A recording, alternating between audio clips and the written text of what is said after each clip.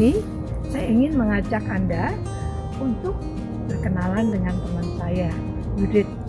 Dia senang sekali memotret bunga dan kupu-kupu ataupun serangga yang kecil sekali. Ternyata dia udah di situ. Yuk.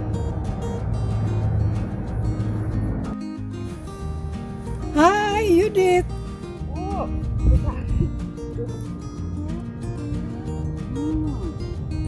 Udah lama? jadinya ngejar kupu-kupu sama Yuk kita kumbang. ke sana dulu. Oke.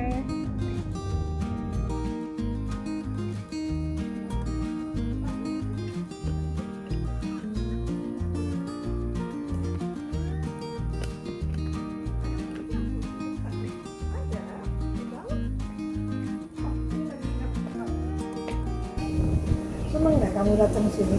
Nah, saya juga seneng, Bu. Aku mau nanya ya, sejak kapan sih Judith tertarik untuk motret-motret serangga dan binatang kecil-kecil gitu? Itu kan dimulainya waktu pandemi, Bu. Kan kita nggak bisa pergi kemana-mana. Saya kan dari dulu seneng motret. Jadi waktu pandemi semua yang ada di halaman rumah saya lah yang saya foto.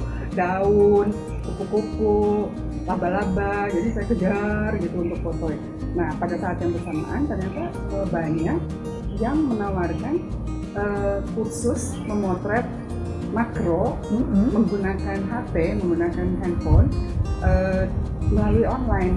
Jadi saya pikir, saya coba aja, kan ini kayaknya ada gunanya buat Oh, saya. jadi sempat ikut ya? Sempat ikut kursus. Nah, itu melalui online, WhatsApp kalau nggak salah. Jadi semua pengajarannya, belajarnya semua itu melalui online. Jadi kita tanya ke gurunya, dia memberikan jawaban, dia memberikan tugas kepada kita, dia mengevaluasi hasil foto kita, semuanya itu melalui online. Jadi kita kirim, ada waktu-waktunya.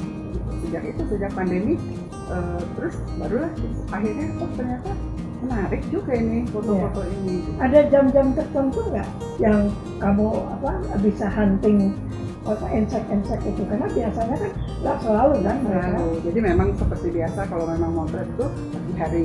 Jadi dibilangnya kalau mereka itu pagi hari itu masih ngantuk katanya, serangganya tuh masih ngantuk, jadi masih diam aja. Ada kan kupu-kupu yang kita kejar setengah mati. Nah itu ada triknya juga.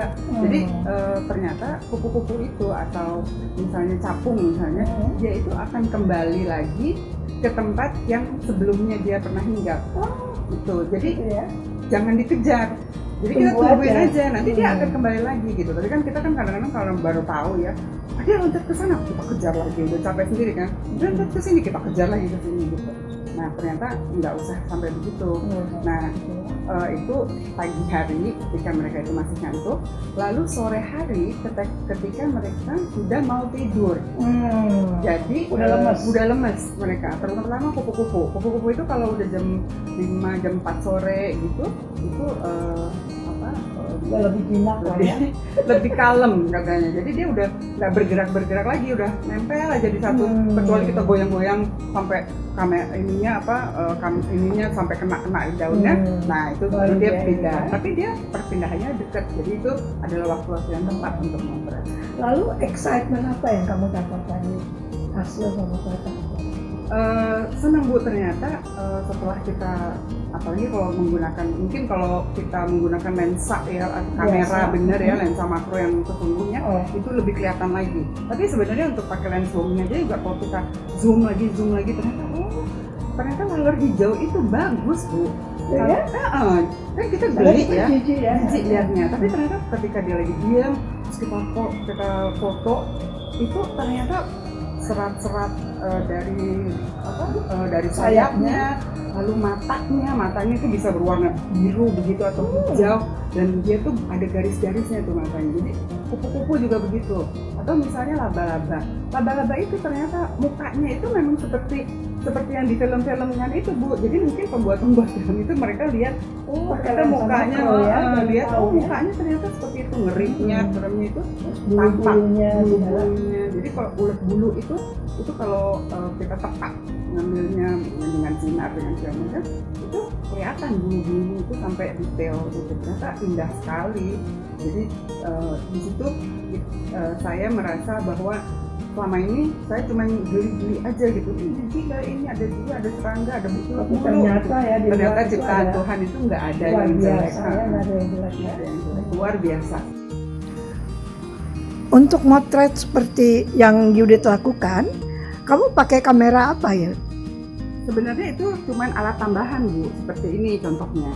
Alat tambahan yang di-attach di kamera handphone. Oh, Jadi kamu pakai handphone ya? pakai handphone, saya pakai handphone. Karena kalau menggunakan kamera itu ada khusus lensanya, lensa makro namanya. Ini lensa makro untuk handphone. Jadi tinggal di-attach aja di sini. Jadi Dicepit dia gitu ada ya? ukurannya macam-macam, Bu. Jadi Oke. ada yang misalnya ini untuk jarak yang hanya 1 cm, untuk bunga yang kecil-kecil sekali atau serangga yang kecil sekali, ini akan menolong membuat serangga itu jadi Lebih kelihatan detailnya. ya? Tapi dia ada juga yang keluaran yang misalnya untuk 4 cm, 3 cm, 3,5, ada yang lebih besar, ada yang sebesar ini. Ini yang namanya lens bong, lensa bongkaran. Itu ada lensanya itu diambil dari lensa kamera khusus. Jadi dia dari Canon, Nikon, Fuji, macam-macam, lalu dibuat oleh pengrajinnya untuk dapat digunakan menjadi lensa untuk HP. Bisa Jadi, dipasang di HP? Bisa, jadi dia ada tambahan attachment ini. Jadi tinggal kita taruh di sini, kita sesuaikan si lubangnya ini, kita sesuaikan dengan lubang di kamera. Kamera, Nah, ini bisa kita gunakan untuk memotret lensa makro. Oh, praktis ya? Di mana aja Judith hunting kalau mau motret itu? Kalau di antara penggemar foto serangga ini ada istilahnya nyemak, Bu. Jadi kita kejarlah semua semak-semak yang ada. Oh, di ada sini. grupnya ya? Ada grupnya. Jadi itu semak-semak kadang-kadang sampai ke tanah kusir, Bu. Tanah kusir tuh masih banyak semak-semak gitu. Nah, itu banyak sekali kupu-kupunya di situ. Serangga yang aneh-aneh itu ada. Jadi kita istilahnya memang di mana ada semak-semak kita kejar semak-semak itu.